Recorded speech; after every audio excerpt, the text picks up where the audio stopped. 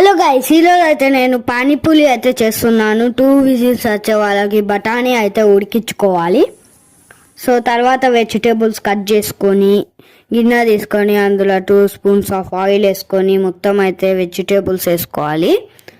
Vegetables వేసుకొని మంచిగా mixing అయితే చేయాలి. చూడండి ఎట్లా మిక్సింగ్ చేస్తున్నాను. మన బఠానీలు అయితే అప్పటి వాళ్ళకి ఇలా అవుతాయి. తర్వాత ఉప్పు, కారం, చాట్ మసాలా అయితే వేసుకొని మంచిగా మిక్సింగ్ అయితే చేయాలి. దాని తర్వాత బఠానీ ఇంకా కొన్ని నీళ్ళు అన్న వేసుకొని మిక్సింగ్ అయితే చేయాలి. చూడండి ఇక్కలతో అయితే ఇదైతే అయిపోతుంది. ఇప్పుడు మనం పూలీలు అయితే వేసుకోవాలి. ఇదిగోండి ఆయిల్ డిమార్ట్లో దొరికే పూలీలు అయితే వేస్తున్నాను, పానీపూరీలు. ఇప్పుడు మంచిగా పైకి అయితే వస్తాయి అవి. సో పైకి అయితే వచ్చాయి చూడండి.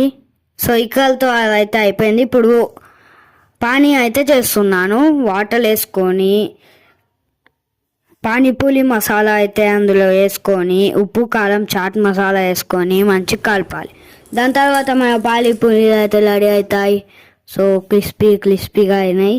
మొత్తం ఆ కల్లీలో వేసుకొని మిక్సింగ్ అయితే చేయాలి. చేశాక ఇంకా తినుడే.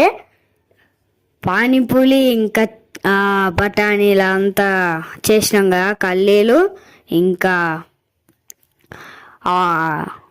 వాటర్ ఇంకా ఆనియన్ వేసుకొని తింటే సూపర్ ఉంటుంది. నేను మొత్తం వేయలే, మధ్యరాచి బిల్డప్లు చేసిన అంతే. మా అమ్మ మొత్తం చేసింది. So until then, bye guys.